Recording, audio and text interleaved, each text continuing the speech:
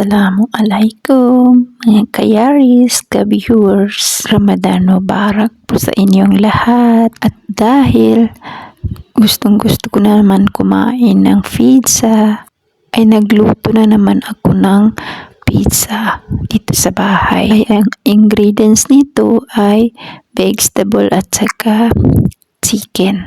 Yung tinatawag nilang pizza tikka. At syempre, i-overload natin ito ng vegetable at saka cheese para masarap ang ating pizza. At naluto na rin itong una kong sinalang na chicken bread guys, at linagyan ko rin ng cheese. At dahil malapit na mag-i-iftar, ay gumawa na rin ako ng guava shake.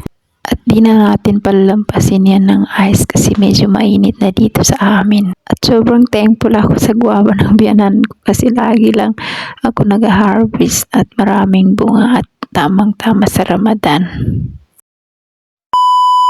So ayan na yung ating pizza at tumatawag na rin ng adhan sa masjid.